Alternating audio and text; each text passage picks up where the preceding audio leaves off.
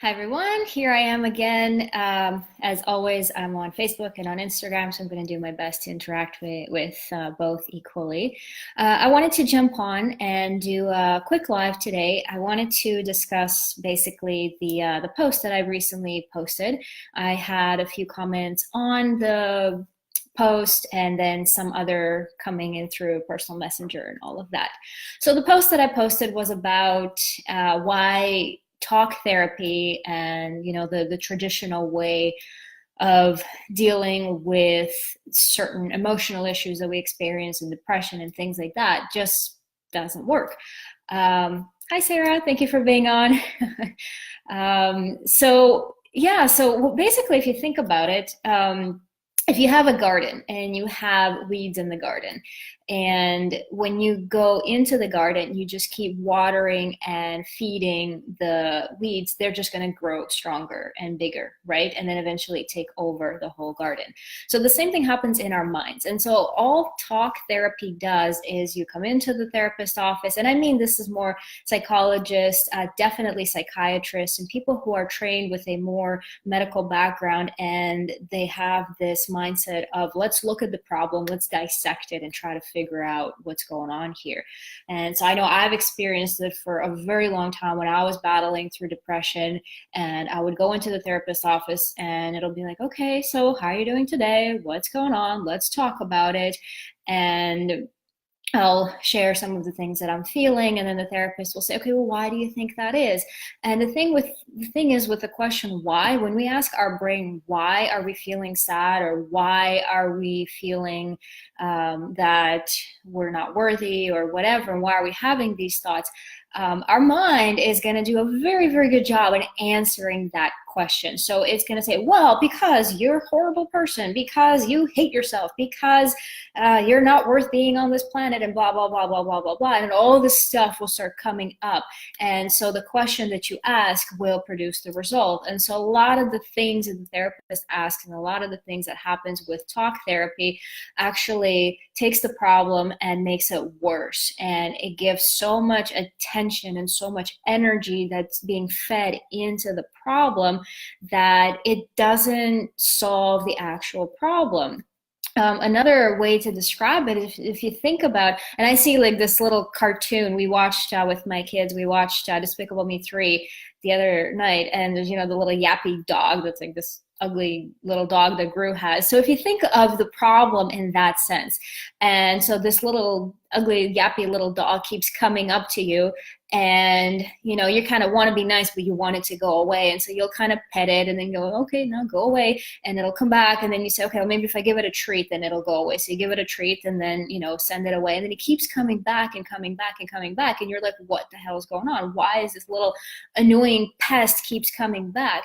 Well, the same thing happens in our minds. The same thing when we have a problem and it kind of comes up to the surface, and we kind of start petting it. We kind of start feeding it by talking about it, by paying attention to it, by sort of connecting with it. And again, all it does is it just feeds it and makes it grow bigger and stronger. To take it to a slightly more serious note, I've a lot of people that I work with and a lot of people that I talk to about depression describe depression. Actually, that's how I used to describe it as well, is they describe depression as cancer of the mind. And so if you think about cancer in the body, it starts with, a single cell, and then that cell becomes, it grows, it feeds on the sugars and toxins and all of that in our body, and then eventually it grows and takes over our, a big portion of it if it's not removed. So same thing happens with our mind. When we have a negative thought or negative belief that is at the core of it all, it's presenting these problems on the surface where we just kind of feel sad and we have a hard time connecting with people. I was diagnosed at the time also with social anxiety. I was very nervous to be around people. I hated meeting new people. I always wanted to just hide in my shell.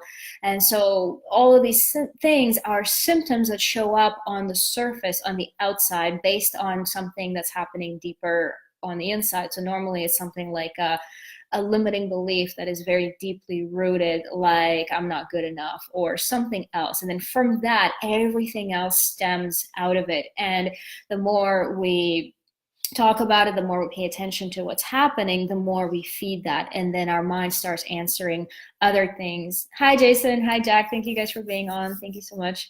And thank you for the little hearts. So that's what happens when we ask those questions. We just feed the problem even more. So remember that little yappy, ugly little dog. It just keeps coming back. And just like that cancer, it grows, and next thing you know, you have this monster that is out of control and is consuming your whole life, and you just don't know how to deal with it. So when you go to the therapist, you talk about it, and at the moment you may feel better because you kind of took the load off, and you feel like, oh, okay, I just kind of like this verbal vomit, I just got it all out. Hi, Jason. And you feel better. It's like after a night of heavy drinking or food poisoning or something, and you throw up and you kind of feel better for the moment, but then you go out of the therapist's office and maybe the good feeling lasts for a few days, and then next thing you know, you notice it's all coming back, and the thoughts keep coming back, and the feelings resurface, and you go, why isn't this working? Why do I keep thinking this way? Why am I not feeling any better? And of course, what do? We go back to the therapist and we say, okay, well, that means I need my therapist. I need to go see my therapist again because that was what made me feel better. And so we go back into the therapist's office and we sit there and do some more talking, feed the problem some more. It's kind of secretly growing bigger and bigger and bigger, but we're not aware of it. And so this is the therapy model. This is what happens. This is how the psychologists and psychiatrists out there basically make their money. They have these weekly therapy sessions with their clients, and it's ongoing forever and ever and ever, never actually solving the problem. The clients maybe feel a little bit better for some time, but they always feel like they have to come back. And so it creates this codependent relationship where you start to feel like, well, without my therapist, I can't survive. And it's sad because that notion has actually made its way into pop culture and into Hollywood. And we see that in movies now where it's like this cool thing. It's like, oh, I got to call my therapist because I have this thing going on, and without the therapist, I can't survive. And it's like, my therapist is like my best friend. It's like the air that I breathe, and I can't live without it. And it becomes this drama thing, and it's just ridiculous. And then when you come to see the therapist and you don't get the result and you don't feel better, and the therapist is like, okay, well, I got to at least pretend like I'm helping you here. And so what do? They put you on medication. So medication then sort of masks the symptoms. It takes the pain a little bit away so that it numbs it a little bit, essentially. Again, all of that taken together does not actually solve the problem. It's like that garden that I started talking about with the weeds. We don't actually go into the garden and start pulling the weeds out. We're just either cutting them and think, okay, well, I cut the grass, I cut the weed, and so it's under the surface and we don't see it and we think it's gone. Next thing you know, it grows 10 times bigger and brings 3 other friends with it. And that's what happens in our mind the exact same way. So that's the problem. This is the way things are being done right now, and they're not working. What is the solution? So let me talk about that as well, because I'm all about coming up with solutions. I'm all about helping people figure out a way out and empowering them to believe that it's possible. So I'm not just going to sit here and talk about how bad our system is and how broken it is in terms of helping people heal. I want to actually bring solutions. And so what I have studied and what I have learned and what I have experienced on myself, and I've seen like dozens and hundreds of people experience the same relief, it's based on the notion that the problem that we're dealing with, that weed in the garden, is actually in our unconscious mind. So unconscious or subconscious sometimes is referred to as well, especially by psychiatrists and psychologists. The subconscious or unconscious is, like the name suggests, is unconscious. We are not consciously aware of it. So it's happening underneath the surface, like the roots of the weed that we don't see, and it's happening out of our awareness. So when we go to the therapist's office, we are working through the problem consciously. We are consciously talking about what we are consciously aware of. How are we feeling? What thoughts are we having? What do we think caused the problem? And again, it's all surface level stuff. It becomes, oh, my friend said this to me and it made me feel that way. Or my friends went to a party and didn't invite me, and so it made me feel sad and like I'm not good enough and they don't want to hang out with me.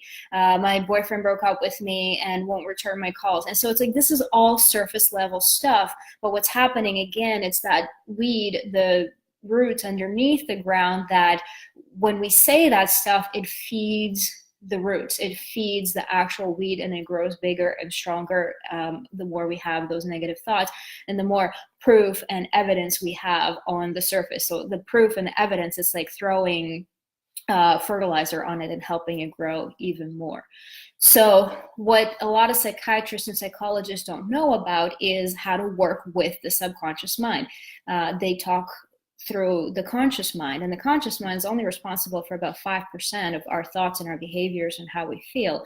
So going into the unconscious mind is essentially like going into the garden and digging up the problem, the weed at the root, removing it completely, putting in fresh new soil, and then planting beautiful lawn or healthy grass or beautiful flowers or whatever it is instead.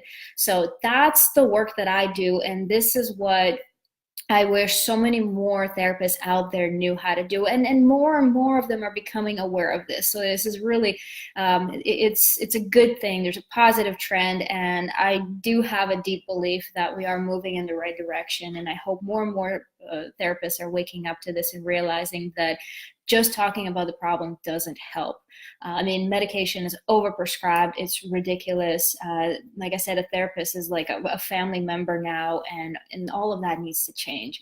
So working with the unconscious mind is going to that depth of the root of the problem, is figuring out what is the root of it, what is causing the issue at the very, very core of it, and removing it. Because once you remove the weed, you can throw all the fertilizer on top. You can have these bad days and off days and have a negative thought, but it won't feed into it as much because that root, that cancerous cell is not there. So it doesn't consume you. It doesn't take over you. It doesn't ruin your day. It doesn't take you out completely to the point where you're trying to get out of bed and it takes you 3 hours before you're actually functional because you just can't move, because you're so paralyzed with that pain and that whole idea of there's something wrong with you. So that's what I wanted to share today. That's what my post was all about. So the next time you find yourself kind of being caught up in this whole idea of what is wrong with me? Why am I feeling this way? And then you find all these things coming up and you're asking yourself all these questions, because of course, when you ask your mind questions, it'll give you answers. And most of the time we ask the wrong questions, so we get the wrong answers. And by wrong, I mean is if you ask what's wrong with me, your unconscious mind will tell you exactly what it thinks is wrong with you. It's a really, really great servant. So what you want to do is you want to direct it into a more positive way. You can ask yourself things like, what other ways have I healed myself? What other ways have I made myself feel better? Or things like that. So that's a lot more helpful than perpetuating the problem and growing it and feeding that pesky little dog, instead of just saying, you know what, I'm not going to pay attention to you. You can yap all you want, and what happens, eventually it'll go away, right? It's like when, I don't know, birds show up, and if there's no food, eventually they will go somewhere else. Or a stray cat will come to your door. If you don't feed it, eventually it'll go away. So the exact same thing. Now, not here that we just want, I don't want to say that we just want to ignore the problem and wait for it to go away. That is not at all the solution. I do want to make that clear. What you want to do is working with your unconscious mind and working with a trained and certified professional like myself that knows how to get into your unconscious mind, how to find that root cause, that weed that's creating the problem in the first place, remove it completely and create something positive in its place, plant something positive in its place, and just go from that place of knowing that the weed is gone. And I know that a lot of us have a lot of weeds in our gardens. I know I did as well. It was affecting me in many different ways. I didn't just have one, let's say that limiting belief of I'm not good enough. I mean, that was definitely a big one, and it had all kinds of roots and branches and growing into many different areas of my life and was showing up in many different ways in my life. But there was a lot more. And so in the process that I do in one session is if you can imagine, almost like pull all those weeds up to the surface, because they're all connected in a way.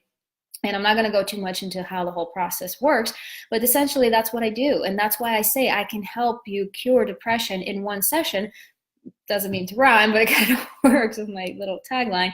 But we bring all those weeds up to the surface, and then we clear them all out in one big sweep. And that's it. The weeds are gone. You have fresh soil, and you can plant a beautiful, healthy garden in its place when you're focusing on what is it that you really want. And you're not just putting a flower bed on top of the weed and thinking, oh, this is so pretty, everything is great, which a lot of people are going through. On the outside, they look like everything is fine and I'm okay and I'm happy, but underneath that weed is still there, and eventually it finds its way through that beautiful flower bed and takes over that as well. So again, what we want to do is we want to get to the root of the problem, get into the weed and the core of it, the root of it, remove it completely, and then go from there, and then plant something positive in its place. So that's what I wanted to talk about. I see there is there's a comment here from Sarah. Love that mindset of finding the root of the problem. Reminds me of functional medicine in relation to traditional. Yeah, absolutely. Specific for the mind. So in traditional medicine, they're trained to work with the symptoms. So if you come and say, I have a headache, they will give you a pill to get rid of the headache, as opposed to trying to figure out the root of it. Like, well, what caused the headache and where is it coming from? Let's find that root and then get rid of the root and get rid of the problem completely, as opposed to just masking it. So absolutely, the whole medical field is a little bit messed up. Yeah, exactly. Sadly, big pharma is kind of on its reign, and psychologists, again, when they run out of solutions and they don't know how to do this properly, they just prescribe medication. I mean, of course, there's the whole profit side of it, and that's how they make their money. And so it becomes, as I always say, this lethal combination of forever ongoing therapy and medication. And sadly, it just doesn't work. It doesn't help. It doesn't actually remove the problem. It doesn't heal anything. It just creates more of a sick and codependent patient. I don't call the people that I work with patients. They're not patients. They are perfectly healthy, empowered beings. All they need is just a little bit of guidance to find what they already know inside and what they already have inside, and just get rid of the things that are not serving them, get rid of those weeds, and see themselves for who they really are. So yeah, thank you so much, Sarah, for contributing to that conversation. I definitely agree. If there are any other questions or comments, I'm happy to take them now. As always, if you're watching this video after it's gone live, definitely leave me a comment or send me a message or contact me some other way if you have any questions or comments. I'm more than happy to address that or answer that. And in the meantime, if you're curious about what I have to say, if you're experiencing some of these things that I'm talking about, when you're feeling these feelings, and maybe you have a therapist that you're working with, but you just feel like you're not getting anywhere, or you're taking medication and it's not helping you, reach out to me. I am more than happy to jump on a quick call, tell you a little bit more about what I do and the whole process of working with your unconscious mind to remove the problem at its core. Absolutely happy to do that. And that's what I'm here for. I'm really hoping to spread this awareness and spread the message that healing is possible, and it's easier than you think. It's easier than a lot of people believe, and all you need is just a little bit more awareness and maybe a little bit more education around this topic to really know how powerful it is. All right, I'm not seeing any comments, so thank you guys so much. Again, Jason, thank you so much. I love seeing you on here every time. Jack, we miss you. It's great to see you on here. Erica, Sarah, Shelly, everyone, thank you so much for being here, and look forward to our next live. And again, if you have any questions or comments, looking forward to hearing from you. Thanks so much for being here with me today. Have an amazing, amazing day.